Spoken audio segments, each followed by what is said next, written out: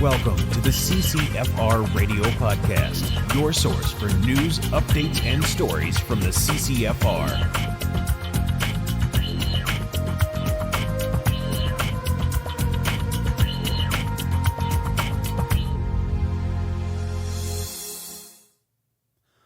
Hey everybody, welcome to episode 143 of CCFR Radio Podcast. I'm your host, 𝐿𝐿𝐷. Thanks for joining me again today on the show.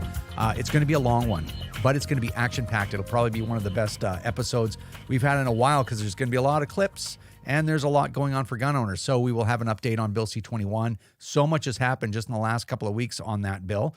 We'll do the majority of it with Wilson when she comes on, and then I've got some clips in the interim to show you. We also have a clip of Pam Damoff, again, just showing her utter disdain for people that aren't like her, for hunters and for sport shooters or whatever. This time she's making a very loose connection between an elk hunter and their concerns and, you know, hopefully painting some guilt for what happened on the Danforth. But anyway, you'll see the clip and it's actually quite shocking. Also, Polysesouvient, I got another clip for you from Poly, a series of clips from their press conference on the new amendments that the Liberals had introduced to Bill C-21. And basically, it's chock full of misinformation, disinformation, really. And so we got a couple of comments on this. And they're still going after the CCFR as usual. So it's going to be a really exciting episode. But before we get into it, I want to thank the businesses that sponsor the CCFR Radio podcast that keep us all going. Bullseye North stocks a wide variety of guns, ammo, optics, knives, and accessories from all the big brands and offers free shipping nationwide on orders over $200. Some conditions apply. Sign up for their weekly newsletter to get zeroed in on their weekly deals and live inventory. Bullseye North is your sports shooting superstore. A huge thank you goes out to our great friends over at the Saskatchewan Rivers chapter of Safari Club International. They do a lot of great work over there, including supporting the CCFR and the CCFR Radio podcast. Check out all their great work at SaskRiversSCI.com. That's SaskRiversSCI.com. CTOMS has been a provider of trauma care training to military and police in Canada for nearly 2 decades. Now this emergency medical training is being made available to a wider audience through CTOMS Academy online courses. This online training is valuable to anyone that pursues sporting or outdoor activities or finds value in being prepared for a crisis. Visit ctomsacademy.skillbuilder.co and use promo code CCFR30 for a 30% discount on all training. And thank you so much to our great friends over at Vortex Canada. They continue to support the CCFR podcast and the CCFR. Can't say enough about them. Check out all their great products at vortexcanada.net. That's vortexcanada.net. Vortex, the force of optics. All right, we are back. So I've got a couple of housekeeping items for you before we move on to these this whole series of clips and all kinds of craziness that I have in store for you. There's going to be a bit of a schedule bump in the podcast. So you're used to seeing it every 2 weeks. The next episode will be 2 weeks from now as usual. So that'll be on June the 1st, but we'll be bumping the schedule by 1 week after that. So it'll be 3 weeks before you see the next one. So instead of being on June the 15th, it'll show up on June the 22nd. And that applies for our nationally broadcast television show on Wild TV, CCFR Radio on the air as well. So the reason for that is we've got the AGM, and the AGM, while it's going to be a really great party and a conference and all the rest of that stuff, there's also some administrative things that I have to do there. And I also have another speaking engagement while I'm in Ottawa, and a press conference and a bunch of other things. So all that to say, by the time I get home to BC, it's too close to the deadline of when I have to have the shows ready and the podcast. So I'm going to bump it a week. Like I said, that applies to the TV show as well. Then there'll be a little more bumping. Okay, so we're only going to do one episode in July and one episode in August so that I can get a little bit of time off over the summer because it has been completely insane. And yeah, we're only people over here. You can only keep going so long before you have a big meltdown. So yeah, look forward to that. I mean, if the Liberals pull some kind of weird thing where they ban all guns from everyone or something like that via OIC or some craziness, we'll come back and we'll do an emergency episode. Not to worry, we will keep you informed. But I would also encourage other people, try to take a little bit of time. This fight is very stressful. I've said this stuff before, right? So I apologize for repeating myself, but this, none of this stuff is comfortable. It's very stressful. There's a lot of conflict involved, a lot of other terrible things. Try to take a little bit of time off, especially in the summer, this summer in particular, and just enjoy the great aspects of your life, because no matter how crazy stuff gets, there's always a little bit of good in your life that you can focus on. So that's what I'm going to try to do, and get a little bit of rest at the same time. Next thing, the annual general meeting, the CCFR AGM, is going to be a wild party. Make sure that if you're interested in coming, get your tickets as soon as possible. We need to know how many people are going to show up so that we can order dinner and all the rest of those things. And at the same time, we're also thinking of, and when Wilson sees this, she'll be surprised, we're also thinking of, for local people in the Ottawa area, or people maybe that just want to come for an overnighter, we're thinking of breaking out some of the ticket prices in case people want to come to the Friday night party and have a good time and they got to head home because they got to do something, or they just want to come for the dinner or whatever. I'll let you know in the next podcast whether or not we're successful in figuring out how to do that and breaking out some of these events and how we're going to administrate that whole thing. So yeah, get your tickets while you can. Next thing I want to mention is Field Officer of the Month. This month it is 𝐥𝐿𝐴. Thank you, Jessica, so much for all your work. I think Jessica was the first FO to do 3 shows in a year in 3 different provinces, I guess was the claim to fame that was sent to me by Chris Russell. But regardless, really appreciate our volunteers. Couldn't do any of these things without them, right? Like, 'cause we're just a small group of people that work for the CCFR. The rest is all done by volunteers. So congratulations, Jessica. You will be getting I believe, a $100 CCFR online store gift certificate, and also a year's free subscription to CATF, Canadian Access to Firearms. Thanks to Donovan Dewis for providing that. Donovan, great guy, and a great paper. All right. Now, we're going to hit up some clips. Man, there is so much material for clips in the last couple of days. I don't even know how we're going to cover them all, but I'm going to try. Okay, so this first clip has to do with the Canadian Canadian CFAC, the Canadian Firearms Advisory Committee, okay? So you guys have heard us talk about CFAC before. Basically, this is an old committee that was supposed to advise the Liberal government back when they had a majority government about what firearms, firearm regulations, how they should change or be improved or be repealed or whatever. And then they never get repealed, obviously, right? Or what guns need to be banned or what have you. Now, this was back in the day. This was actually that committee's been around for a while, but it kind of got a little bit more attention back in Ralph Goodale's day, starting in 2015, when the Liberals got their majority government, and then carried through into the Bill Blair days as well. So anyway, just as a little catch up, if you're not aware of what the significance of the CFAC is, it's that we had these 2 Liberal amendments that were roundly rejected by pretty much everybody but the Liberals and a handful of anti-gun zealots, which were amendments G4 and G46. You've heard us talk about them before. They got withdrawn because you guys stood up en masse, which is what it takes to actually move the needle in this fight, especially under a hostile government like the Liberals, aided by their friends, the NDP and the Bloc. They're all three peas in a pod. So if you remember, they withdrew them. They took a couple of months off, and then they came back with basically exactly the same definition: centerfire, semi-automatic rifles, and I believe in shotguns too. We'll have to see, but I think the verbiage says rifle that has a detachable magazine that was originally designed. Anyways, it doesn't matter. They're banning centerfire semi-autos with detachable magazines, minus a few exceptions. That's the idea. And then what they did is, to try to hold back all of the anger, they said, "Oh, don't worry, it doesn't apply to any guns today. Only guns that are developed and marketed in the future. So you don't have to worry; you're not losing anything. And by the way, it's for public safety. This will stop the gun violence raging across Canada." But then Marco Mendicino added that he's reassembling the Canadian Firearms Advisory Committee, and that he'll take his marching orders from this committee, for which they're the ones that will decide who's on the committee, that make up and they'll decide what the criteria is, which they haven't told us about yet.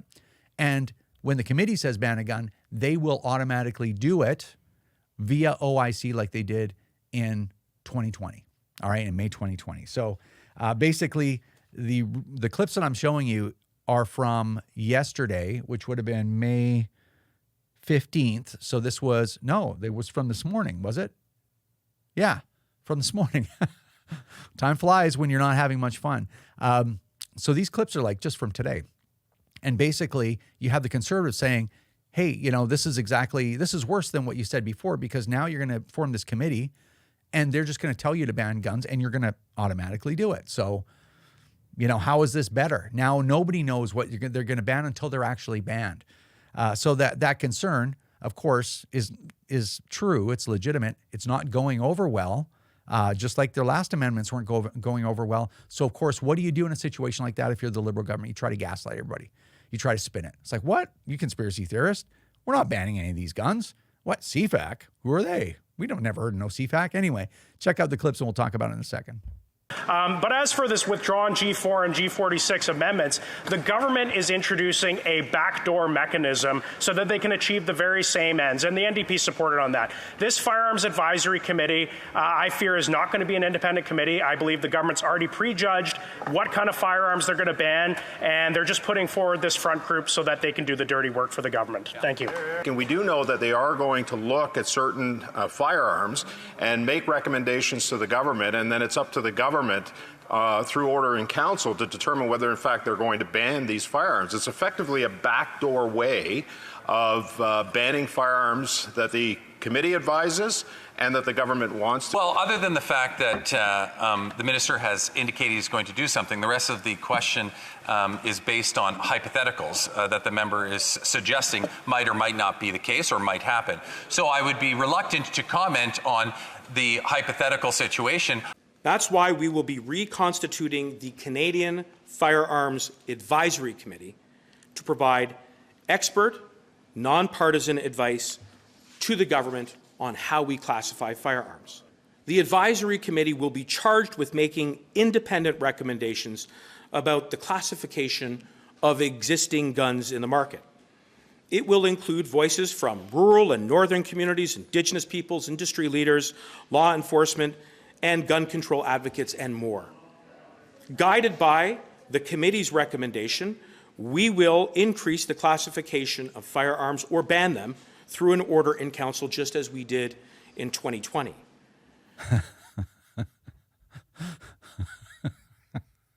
Mark Gerretsen. You know what? I'm not even going to say anything about Mark Gerretsen because it's actually almost cruel, right? But anyway, they put him up there and he's doing what's expected of him, which is to spin stuff, to gaslight people, to lie, do all these things, right?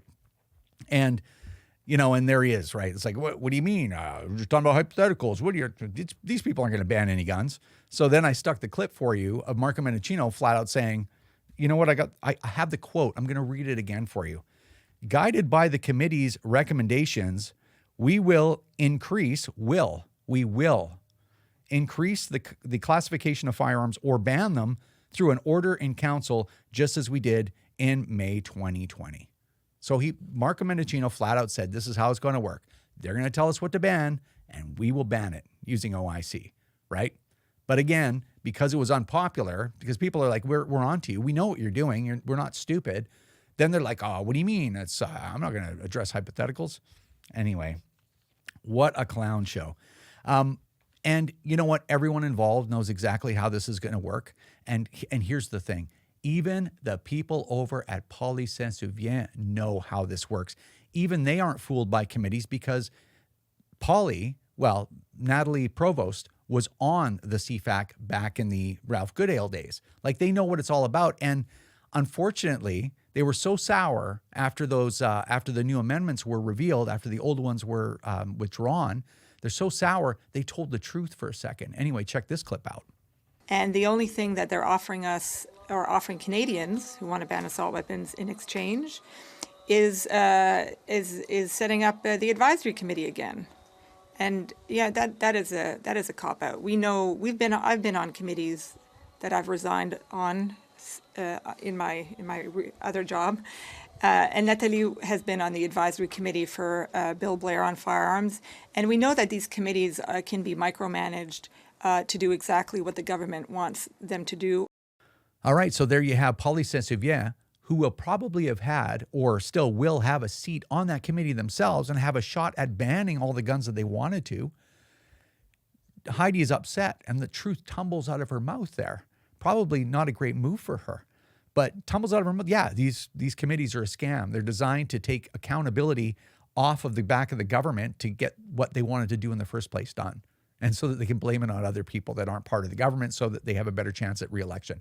And I think she was upset that she didn't get amendments G4 and G46 and the ones that were there. And now it's a big end around. It's going to take them a lot more work to ban all the guns that they wanted to ban. And she's angry and the truth tumbles out of her mouth. And, I think it's interesting because, there's two reasons why I don't mislead people and I don't lie and I don't spin the truth and I don't tell half-truths and all the rest of that stuff. There's two reasons why I don't do that. Number one is it's morally wrong, and I believe that the truth will prevail eventually if the people that have the power, meaning, the Canadian public, start reading and go, oh, okay, it's oddly enough, it's the weird gun lobby, these NRA-inspired whatever gun lobby that are actually telling the truth because I read it myself. And the government and these anti-gun groups are lying to me and doctors lying to me, right? Like eventually people will start getting interested enough to look into it and they'll be like, oh, okay, well, they were telling the truth the whole time. And the other reason is I just don't think I'm smart enough to keep track of all these. If I was somebody that was spinning lies and talking points and all the rest of that stuff, I don't think I could keep track of it all. And I might find myself in a position in a press conference where your mind is running 100 miles an hour on many different tracks, trying to be like, okay, here's what I want to say. I fact-checked myself. My tone is good. I'm ready for a follow-up question or whatever, but then have to keep track of lies. I don't think I could do it. So anyway, I think that was sort of what was going on there. She gets mad, tells the truth about these committees, and then probably on her way home, she's like, I don't know why I said that. I'm going to be on that committee, or I was hoping to be. And I could have banned more guns and had them taken by force away from Canadians, and hopefully I don't lose my chance, right? Anyway, kind of very weird. But speaking of misinformation, I, again, wasn't really saying much to Polly online. As I said before, a lot of times we just back right off just to see, are they going to stop doing what they're doing, like just tweeting ridiculous, insane things, or are they going to keep going? And they always keep going, unfortunately. So, as I said before, it's going to be very difficult for this conversation ever to get back where it should be, as like two people sitting across the table from each other that are both concerned about public safety. Like that conversation is just, from that side of it, it's just not possible. But anyway, so Polly tweets this thing about how we're spreading misinformation again. So ridiculous. And and I'm like, man, didn't I just watch a press conference where you spread so much misinformation that it was almost too much to watch? I'm like, yeah. So anyway, I put this clip together. Check this out, and we'll talk about it after. We are stunned today by what we perceive to be a total capitulation of the Trudeau government before the NDP's duplicitous stand on banning assault weapons. The weak amendments that are substituting G4 and G46 do not constitute a ban on assault weapons. The amendments that are being proposed, it's a watered-down definition who have fought to ban military assault weapons in Canada. The reason why we bring up the NDP is because despite saying over and over that he supports a ban on assault weapons,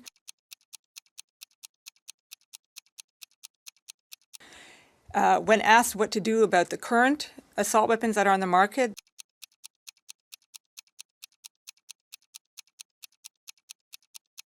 that were exempted or escaped the criteria of the 2020 OICs, he never answered the question. Instead, he answered with a process. The process of pre-authorization, putting more responsibility on the manufacturer, which is, so he did not answer the question about current assault weapons. Ensure that we actually have a comprehensive ban on assault weapons. We believed them, and we were lied to again. This is not a ban on assault weapons. At this stage, we have lost that battle, and Canada will not have a ban on assault weapons. because it's true that there are some assault weapons that are used for hunting, like the SKS, which is in fact quite popular. But it doesn't mean it's a hunting rifle. It means it's an assault weapon that's used for hunting. Isn't that something, right? So at least you know where the disinformation is coming from. And I mean, talk about red-handed. And you know, I made that video. So when you're seeing those captions, like that's the stuff that's going through my mind in real time that I want to communicate, right? Which is like, okay, she said that assault weapons were available. They're not. They haven't been available for 40 years on the Canadian market. And then she kept saying it. And it's like, okay, well, this isn't an accident. She's saying it intentionally. She's not even using their own terminology of military assault style or assault style weapons. You know, it's like, no, these are assault weapons. And then she went as far as to say military assault weapons. And then she repeated it. And actually, I didn't get them all. I think this was around 20 times she said that. And I'm not sure, but I don't think she said military style assault weapons once. So there's a reason why she's repeating it over and over and over again. And one of the reasons why this is so significant, other than the fact that the people that accuse you of spreading disinformation or misinformation are the ones that are usually spreading it, that held true in this instance 100%. And it's funny because they say that all the time. They're always accusing everybody. They accuse the NDP of it. They accuse the Liberals themselves of doing it. They accuse us of doing it. They accuse everybody of spreading misinformation, and they're the biggest purveyors of it.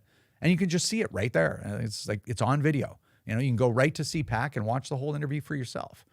So anyway, the reason why that's really interesting is that something they always bring up, certainly Heidi does too, and the docs too, do the same thing to defend themselves against completely reasonable opposition on their ridiculous ideas and their inability to work as a community, right, with stakeholders, people like us, right, is that 80% of Canadians want a ban on assault weapons. And you're like, well, wait a minute.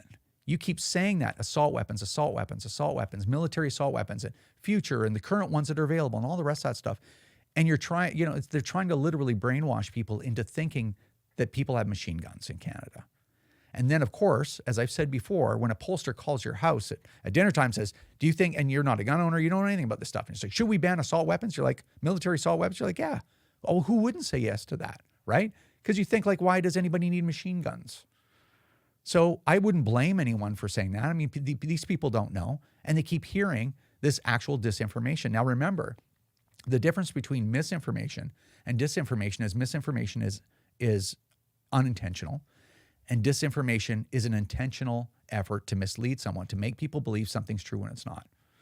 So the disinformation that Polysesouvient spreads is sometimes it's hard, just like if you look at this interview, it's hard to actually get your head around it. It's pretty bad. And again, all the while them accusing everybody else of spreading disinformation. Like this is who you're dealing with, just so you know. But anyway, I just thought that was just amazing to watch. Anyway, the next clip, but wait, that's not all. I've got another clip, and now I tweeted this out on Twitter, and these were clips only from today. So today is May the 16th. There was a debate for third reading in the House on Bill C-21, and this is just from today. Anyway, I'm just going to show you the clip, and then we'll talk about it after. By organizations like the CCFR. Mr. Speaker, the gun lobby is similar to the United States. The Canadian gun lobby is the gun lobby. And very gun lobby events, they've been funded. Mr. Speaker, it's disgraceful to be using that NRA-style rhetoric. That we remember something that the CCFR probably... that NRA style of politics has no... from the gun lobby. On the back of the gun lobby, meant that the gun lobby has... But nonetheless, the Firearms Association of Canada showed up in my riding, as they did many other ridings in the 21 election, started dropping off these pamphlets at doors that looked an awful lot like the pamphlets that we were already delivering, literally copying the Prime Minister's stock photo, putting the Liberal red on it, writing on it, meet your Liberal team, with a QR code to get right to the website. And by the way, that website is still up right now. I just went to it. They have no problem encouraging their partners to go into ridings and drop off these pamphlets to try to trick Canadians into thinking that, oh, this is a genuine Meet Your Liberal Team flyer. I can go to this website and see who the candidates are that are running. No, this was a flyer that was printed, manufactured, links to a website, all under the control of the Canadian Coalition for Firearms Rights. Isn't that something, right? That was just, all those clips were from, I didn't even get all the clips from today, right? I only have so much time to do it. And I think the most efficient way for me to convey at least one of the thoughts that I had about this video and about what all went down today, and they're talking about living rent-free inside their heads, you know, this thing about the CCFR, is I tweeted that video because I made it, and I tweeted it, and I'm just going to read you the tweet, and that's probably the most efficient way to deal with this. So here it goes. Doing the work that we do isn't comfortable. We are lied about, slandered, and cry-bullied by some of the worst people to ever take a public paycheck, and I mean that 100%. I really do. The upside is we are a going concern for this hopelessly corrupt Liberal Party and their supporters, the Bloc Québécois and the NDP. These clips are all from today, as I mentioned, and they ain't seen nothing yet, and they haven't. You know, it's one of the points I'd like to make is, and I said I wouldn't beat up on Mark Gerretsen. Obviously, you just take one look at him, listen to him talk, how he processes information. He's got challenges, and you know what? Good for him. You know, he's making big money. He's in charge of stuff. I think if Mark can do it, anyone can. It shows that there's hope for us all. So good for you, Mark. And I think beating up on him is just politically incorrect because of his challenges, right? But you know what? I will say one thing, which is kind of funny. A couple things really, is he's jumping up and down. He's like, and we discovered basically, right? It's like, and you know who's behind this pamphlet and the website's the Canadian Coalition for Firearm Rights, right? It's like, well, congratulations, Mark. You broke this case wide open. It's like written right here on the back of the frickin' thing. And if you go to the website, our name is on it. It's the law. It was election advertising, right? So, and the website's still up. It's like, yeah, no kidding, man. Wait till you see the new one. If you didn't like this brochure, it's going to be twice as many pages because you guys have been up to so much, tomfoolery and skullduggery that it's going to be twice as thick, and the website's going to be twice as big next time. And we're going to distribute it probably 2 or 3 times as many households across the country because we know how to do it now. It's going to be even worse next time. So anyway, nobody tell him that he didn't crack this case wide open, because I think he deserves a little bit of happiness and kind of boost his confidence a little bit. So anyway, I think one of the things that I thought was the most, just the funniest, just interesting, I think, in a human zoo kind of way, was what he was outraged about the most is that we had dared to campaign against him and the Liberals. Like, how dare you campaign against us when we are walking towards Parliament Hill, basically? Who are you to get in our way, right? And it's just so, I thought that's how democracy works. I thought that's how election works, right? You tell Canadians what you're going to do and what your great ideas are. You tell them why they shouldn't make other choices. You give them your opinion, and at the end of the day, people vote. But anyway, can you imagine somebody like Mark Gerretsen being in charge of, like, I don't know, military assets or the police? Like, can you imagine? Just like I've said about Bill Blair, throughout history, you look at some of the biggest villains in human history that have done terrible, terrible things. And you're like, well, how does a human being do that? It's like, those people are around. They're around today. That same psychological pattern, that same psychological vulnerability in people, sadistic tendencies that people have, the narcissism and stuff like that. They just don't have the opportunity for that to come out in them, right? But those kinds of people, they are everywhere. So anyway, I just thought that was really interesting. The only other thing I want to mention is that it is difficult to do this job. It's difficult to be lied about and have something that you did turn into something it wasn't, and then that lie broadcast across all mainstream media and television and news and stuff like that. Like, that's difficult stuff to live with every day. But on the other hand, man, are we getting to them or what? We can't change the government, as I said, and I said that earlier tonight, but man, are we making them fight for every inch. Man, we are making them pay. And that is our role right now. That is our role until there's an election and these people are gone. they're out of the seat of power. That's our role, and we are doing it. And we couldn't do it without all of you. We just couldn't do it. And while this is uncomfortable, while there's other things I could do that'd be a lot less stressful, for a living, unlike Mark, I do have other options. It is, and I've said it before, it is an absolute privilege to work on all your behalf because it enables me as an individual gun owner to swing so far above my weight, it's almost inconceivable. I could never be in this position without all of you. And so it's my pleasure to be serving all of you and smoking these people in the face and making them think, when there's an election called, all this stuff that you saw today in that clip, that's all going to be running around in these people's minds. So you know what? As gun owners, you're not powerless. As individual Canadians, you're not powerless because when we stand together, we swing a pretty big stick. So I just think that's pretty special. Anyway, all right, I've talked about that enough. One last thing, I spent a little bit of time on firearmrights.ca because what we like to do, as you know, we're the only group, I think, ever in firearm advocacy, certainly, that keeps a running list of the things that we're doing on our website so that you can be like, well, what are you doing with my donation? I sent you $40. I sent you $10. I sent you $1,000. What are you doing with this? Like, you don't even have to ask me. I don't have to tell you because we keep a running list so that you just have to go to firearmrights.ca, click Why Join, and start scrolling. And so I did a little bit of an update. Not everything is on there. We do a lot more actually than that is on that list, but those are the major things that are on there. So if you want to kind of get reminded of what we've been doing, how hard we've been working for you and for ourselves as gun owners, just scroll down that list. Look at what we've done since the May 2020 gun ban, right? Look at what we've done in the last year. So anyway, that's me fulfilling my promise to you that we will continue to work hard and that we'll continue to smash these people in the face every single opportunity that we can so that we're not just rolling over and letting them do whatever they want to us. Anyway, hopefully that makes sense. I'm just doing a bunch of rambling. All right, let's bring this part to an end and get Wilson on. All right, via Skype, we've got Tracy Wilson of the CCFR. Wilson!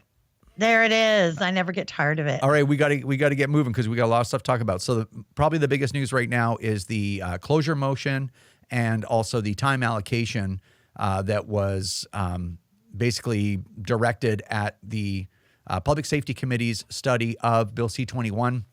Why don't you just give us the rundown on what all that means and kind of where we are right now? So C-21 is done at SECU. So the committee's been studying it. There's been all kinds of stuff going on. The Liberals forced time allocation, which limits the amount of time that MPs can debate and discuss the bill. And then they forced a closure motion, which means that time that's been allocated needs to be squished into a very short amount of time. So basically, we took 12 weeks of meetings, squished them into 2.5 days. We were up every night until after midnight. And it's a done deal. So it's off back to the House of Commons now. All right. So interestingly enough, the Liberals and even the NDP were like, oh, this is all because of the Conservatives filibustering. Yeah. So why don't you shed a little bit of light on what really went down there? Well, the use of time allocation and a closure motion is usually reserved for extreme circumstances where you've got a hostile party in there who's just going crazy, filibustering everything, and you're just not able to make any progress with the bill, which is not at all what happened. Don't forget, the Liberals tabled C-21 way back in June of last year, so almost a full year ago. They tabled the bill and then also tabled like 150 amendments to it, right? They introduced amendments G4 and G46, which were very contentious. We spent 2 months fighting about that in committee, going back and forth. They withdrew the amendments, spent another 2 months studying the effects of withdrawing them, speaking to First Nations communities, all this stuff. Then we waited 6 additional weeks for the minister to bother to show up to committee, which is what he was supposed to do. He finally showed up. And then all of a sudden they're like, oh, those silly Conservatives wasting all our time. We've got to not only do time allocation, but force a closure motion. Oh, it's crazy town because it's if anybody filibustered this bill, it's the Liberals. Yeah, they're at fault. But as with politics, what things that are demonstrably true, they're misinformation. It's the opposite. Now the Conservatives did have a lot to say, but there's a line somewhere, and they could have been over. Like, to be completely honest, they had a lot to say about this bill because of the way it was handled by the Liberals. So Sure. I don't think there was any filibustering going on before the amendments started rolling in for a bill that is, you know, a certain amount of words, let's say, and then they're like, you know, it's increased tenfold because the Liberals came with 100 or something amendments to their own bill. If they were operating in good faith, it's funny, right? Because they operate in bad faith and then point the finger at everybody else. If they were operating in good faith, all this stuff would have been in the bill in the first place. Yeah. And people like Why us wasn't it in there to begin with? and everyone else would have had a chance to speak to it, but we don't have that chance. Not only because they brought all this stuff in amendments, they didn't put it in the bill, so everybody was long gone. It was like, okay, well, let's just finish our clause by clause and move it on. But no, they wanted to triple the bill basically, but burn up all this time in the interim. So yeah, I don't know. And then what really made a mess of things too is because of time allocation, each party was only given 5 minutes to discuss each amendment, which is a very limited amount of time to discuss something that could have really big impacts on millions of Canadians. But once the time allocation ran out and we got to just the closure part, they basically did like speed dating, speed voting, like just rounds of voting on a numbered amendment. So it'd be like, okay, and now we've got NDP Amendment 27, yes or no? Yeah. And it's like, well, what is it? What's Some it of them about? weren't even read out. No, they're not even read out. Yeah. So then it was just, you know, you're just voting on who knows what. So, they can't produce those to the public. They can't make them public until they're tabled. But they never got to be properly tabled because of the forced closure motions. Yeah. So it's not the way it's supposed to work. I don't know, like if that's how we should be writing laws in Canada that govern millions of people. I don't think so. Well, that's not the way it's supposed to work. So no, I don't know. I don't want to hear any complaints if the Conservatives got a minority or a majority government. I don't want to hear a single complaint from the NDP or the Bloc or the Liberals about anything. Because I think even though what you learn when you start dealing with all these different parliamentary processes is you learn that there's a workaround for everything. All accountability can be undermined somehow by some stupid rule somewhere where it's like, oh, well, we don't really have to do that. Well, we don't really have to let anybody speak to it. We can just ram it through. Like just, you know, and the problem is that when you have one government lowering the bar on when to use closure or use, you know, time allocation, now everybody's going to have to do it because they don't have any choice. They have to, you know. They set an example, right? Yeah, exactly. They set a new precedent and, you know, anyway, whatever. I don't have a better suggestion for another system other than democracy. But the dark side of democracy is that it's, as they say, two wolves and a sheep voting on what's for dinner. It's mob rule. Yeah. When you can't have people from all sides operating and dealing in good faith with each other. Like, hey, you know, if we have a violence problem, how do we solve that? You know, we got to come together. We want to respect all these people because they haven't done anything, but we also have to tackle this because if there's a way we can stop this or slow it down or mitigate it, then we should. And when you have groups like the Liberals, the NDP, and the Bloc operating in bad faith constantly, like they have been over the last 7.5 years, then that goes right out the window because everybody's now is like, oh, we have to fight and work the rules and do everything to get, you know, our agenda through so that people will keep us in power or whatever, you know, or maybe they're, you know, they have commitments to other people outside the system. Who knows, right? But whatever this causing this behavior is, it's not in the best interest of Canadians, and I really believe that. But anyway, I agree. All right. So the closure motion was one thing. Oh yeah, the nail biter. So there's been a bit of an effort to try to save a few handgun sports from being destroyed, which is what they will be over time. And so why don't you tell us about that? This was insane. Like I watched this on my laptop in the backyard because we had some agreeable weather. And I thought if I got to stay up till 12:30 at night, I'll sit out in the patio in the backyard and watch this. And I'm telling you, my neighbors will probably think I'm crazy because I was screaming. But Dane Lloyd tabled an amendment from the Conservatives that would have allowed for an exemption to the handgun freeze for IPSC. I believe it was Cowboy Action, probably IDPA. It was a little bit like it was broader. So it included a variety of different handgun sports. Of course, that was voted down, but that was voted down because the NDP, Peter Julian, was presenting an amendment from Alistair McGregor. You may remember him. He was on SECU before Julian. And this one was very narrow focused, but it was for an exemption to the handgun freeze just for IPSC. And this was really interesting because, people were speaking to it different ways. And, normally the NDP and Liberals work together, but Pam Damoff was definitely not in favor of this. And you hear a little peep from the Liberal bench, and it's this Liberal MP, Cody Blaze. He's from King's Hands, Nova Scotia, and he wants to speak to it. Well, the Liberals didn't have any more time due to the time allocation. They were out of minutes. So Dane Lloyd from the Conservatives is like, hey, I've got, I think, 3 minutes and 20 seconds left. I'm willing to donate my time to this Liberal member. So I'm like, oh, yeah, cheering and fist pumping in the backyard. But it required unanimous consent. Of course, Pam Damoff denied it. So she muzzled her own Liberal member on her side, right? So there's a bunch of confusion going on. Dane's trying to give him minutes and everything. So they suspend for a couple minutes. They come back. I don't know what happened off camera, but they come back and Pam had agreed to allow Cody Blois to speak. I don't know. I'm probably butchering his last name, but so he spoke very eloquently in favor of IPSC. He explained that IPSC is a very organized sport. It's got connections to the ISF, the International Shooting Federation, which has connections to the International Olympic Committee. And it is sort of that elite pathway to becoming a very prestigious sports shooter on the world stage. And how do people ever get Olympic level if there's not a pathway for them? People aren't born Olympians, right? So he spoke really well to it. So I'm on my feet. I'm hopping up and down like, oh boy, right? So anyways, a little bit of chatter went back and forth, and they called the vote, and it started on the Liberal side, and all 4 out of 5 Liberals voted against it, to not allow an exemption. Cody Blois, the MP who spoke out again or in support of the exemption, abstained. It moved to the Conservatives. They all voted in favor of it. The Bloc voted against it. The NDP voted for it. It's their amendment.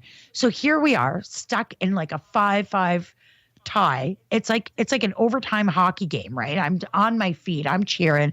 It's so exciting. Like we're just right on the verge, so close you could taste it. And of course, the tie-breaking vote goes to the chair, who is a Liberal MP.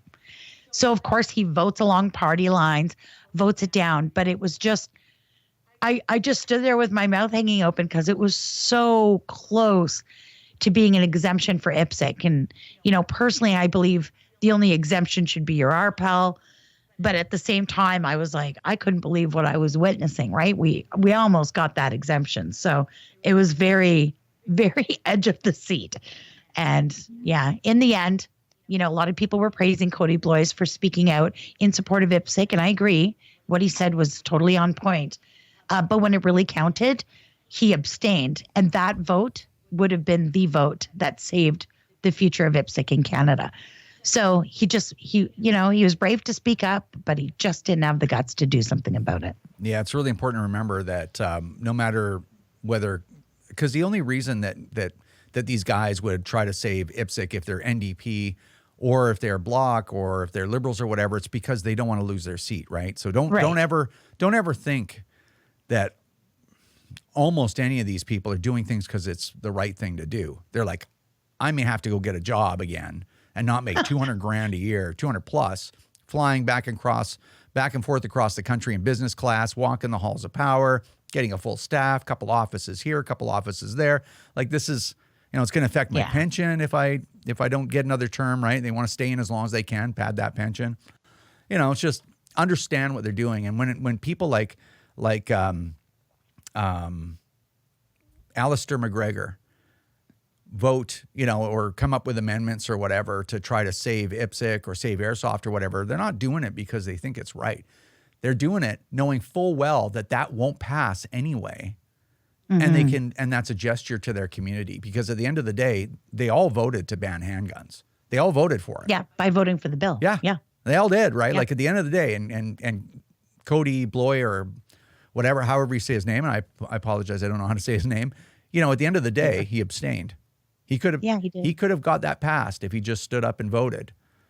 So anyway, I imagine Peter Julian would have been like, "Uh-oh." Yeah, had that exactly. Now he's like, happened. "Oh, I played a part in this. Oh, I just wanted to get the credit, not actually do anything. What have I done?"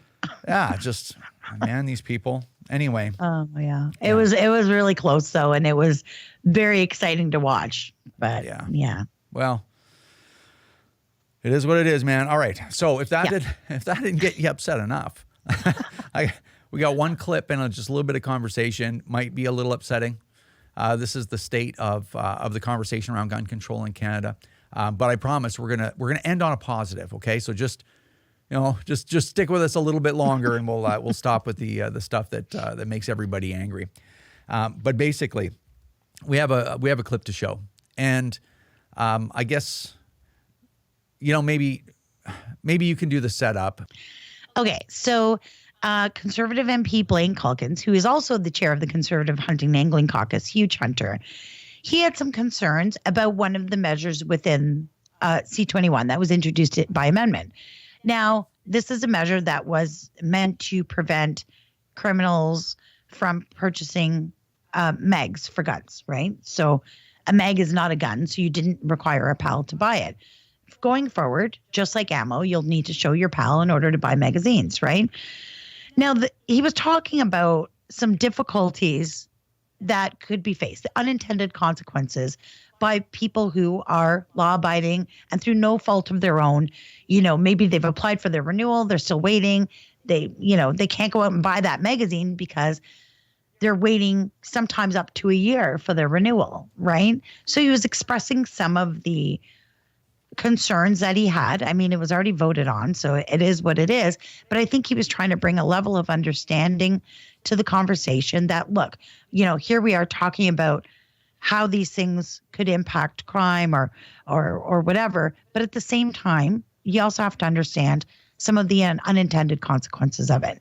And it could ruin something that somebody's been waiting their whole lifetime for, right? So anyways, that's the setup. And Pam responded and let us know exactly how she feels about hunters or people with concerns that don't align with hers, right? Yeah, all right. Here's a clip. So I just want to remind the Conservative members, and in particular Mr. Calkins, that the vote on in requiring a license for a magazine was passed unanimously last night, including by Conservative members. And I would like Mr. Calkins to go and look Reese Fallon's family in the face and tell her that the elk hunt is more important than her life. Because the shooter on the Danforth did not require a license to go and buy a magazine before he went and tried to slaughter people on the Danforth. So I'm sorry that Mr. Calkin doesn't like this amendment, but you know what? Conservatives voted. Hold her waiting for a renewal of their license. Crosstalk, please. I have the floor, Mr. Calkins. I have the floor. You're complaining about not being able to do something and waiting for 10 years. Reese Fallon will never see.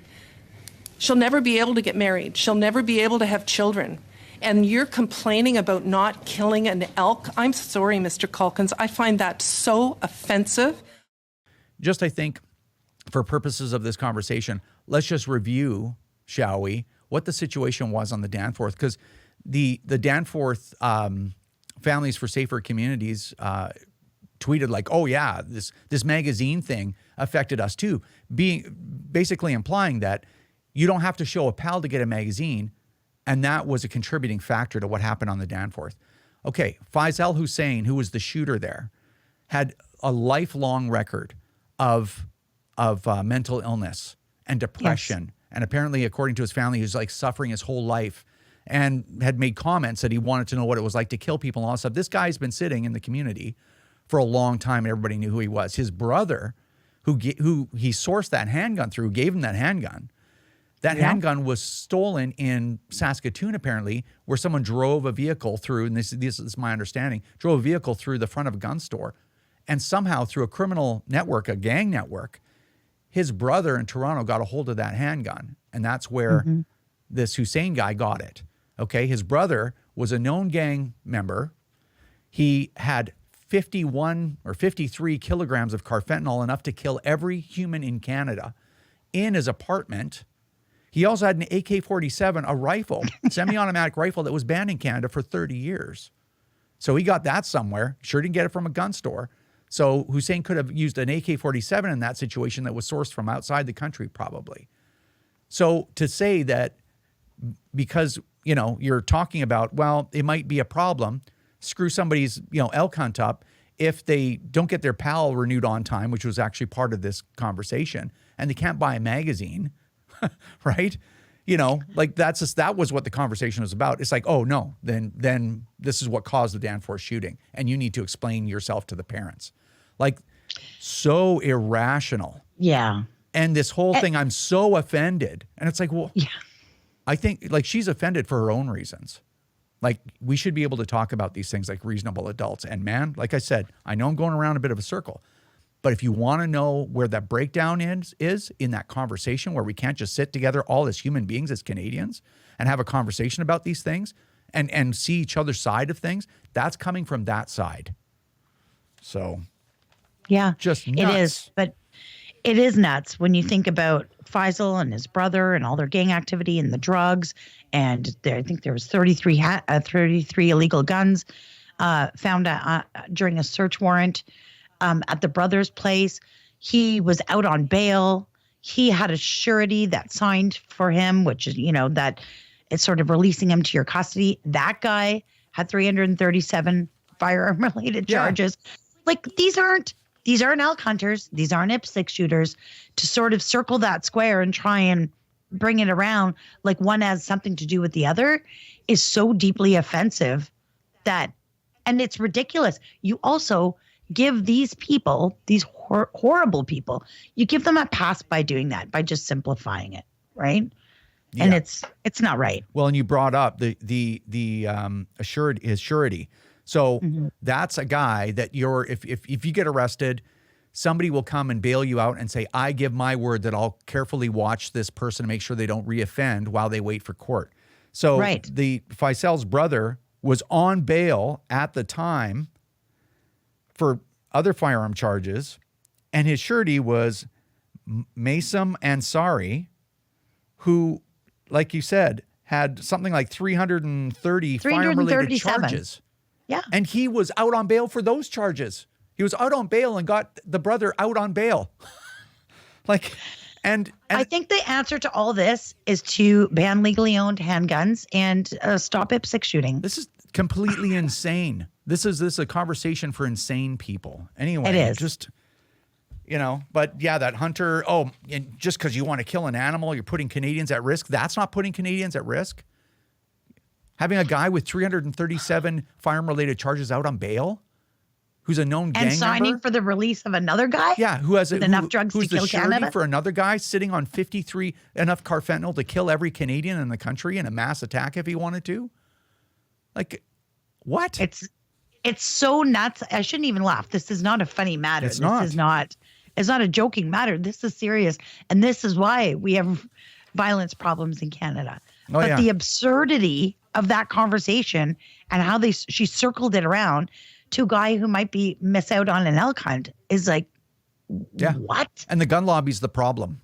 Yeah, we're the problem apparently, right? These are not serious people that can be taken seriously. In my opinion, these are people like on the committee that need help outside of the help that the committee can provide. It's just crazy. And we're never, ever going to solve these problems until those kinds of people have no seat at the table because they just can't handle that level of responsibility. Responsible, mature, honest adults that really want the best for all Canadians, for all people, have to sit at a table and work this stuff out, or nothing gets solved. Everybody's angry. You know, you have this divisive politics. You have people getting their stuff taken away. You have other people that are equating elk hunting with mass shootings. Like all this has to stop. And all that stuff is not coming from the quote unquote gun lobby. Anyway, all right. We got to move on because, man, you can just. You're getting riled up. Yeah, it's just nuts. It's just like, how do you function as a reasonable person in an unreasonable environment like this, right? So anyway, okay, let's talk about something positive to wind it up. Okay. For gosh sakes. So you were recently in British Columbia, at the Mission Rod and Gun Club. Really great people, great club. I think it's the biggest club in Canada or in Western Canada or something. Yeah, like I think it might be technically the biggest club in Canada. Yeah, it's huge. Yeah. So tell us about what that was. It was a ladies' day that you attended.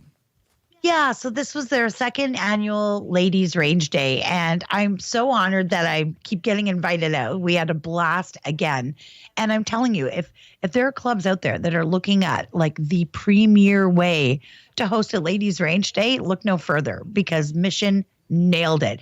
Huge thank you to Wayne and the whole team over there. But they had, I think it was 91 women out, so a huge range day. Beautiful catered meal. They had a prize table that was donated by all kinds of amazing businesses and community members. So basically everybody there got something. So everybody got to go home with prizes. They got to try cowboy action, and they have a really cool cowboy town there. So that was fun. They got to try pistol, rifle, shotgun, and archery. So it was just a wonderful day. It was a little rainy, but it didn't matter. That didn't dampen the spirits because everybody just had a great time. The volunteers were amazing. Everybody was. And I'm just really proud to be partnering in this event with them each year. A lot of fun. Awesome. So it was, I was there for a couple of hours myself, and it was just a first class. Like I just looked at it and I couldn't get it out of my head that somehow we would have to capture this next time or run another one and capture it. Cause it was just, it was just really, I looked around and I saw all these great people having such a great time together, and everything that the club and all the volunteers went through to make this happen. And I just looked around, I'm like, this is what they want to destroy. This is what they want to stop. They don't want this to ever happen again, and they'll do anything to stop it. And I'm just like, man, if everyday Canadians could just see this, they'd be like, this is what you're after, right? And I don't really know how to do that. I mean, we have television shows, we've had documentaries, we've had everything. It's really hard to get that word out. But it was really inspiring, and the people over at Mission Rod and Gun Club, they did just a fantastic job, just a really great job. Mm-hmm. Anyway. All right, we got to wrap it up there. We covered a lot of stuff. Everybody just, sit down, kick your feet up, have a drink, forget this ever happened. Yeah, exactly. Thanks for the update, and I guess we'll see you in the next one. All right, we'll see you then. All right, that's going to do it for this episode of the CCFR Radio Podcast. Thanks, everyone, for listening. I know it was a long one. I think I had a lot of fun. I thought it was quite entertaining. Hopefully you thought it was entertaining as well. So anyway, I think I've said more than enough in the monologue or the intro, so I'm not going to talk about anything else other than to say thank you so much for your support. I really appreciate it. It is truly an honor. Don't forget about the AGM. We may also have an opportunity for you to come to just individual events if you are in town, if you're local. So look forward to an announcement about that in the next podcast and the next television show. And if you're interested in that, just save the dates. So if you're available on the Friday night or the Saturday night or the Sunday morning for the business meeting or whatever, just save the date, and we're going to provide you with some kind of option so that you can come for a day or an evening or what have you, okay? So we want to make it easy for people that are local as well. Anyway, again, thank you for your support. If you want to become a member or donate to the CCFR, you can do that at firearmrights.ca. Take care, and we'll see you in the next one.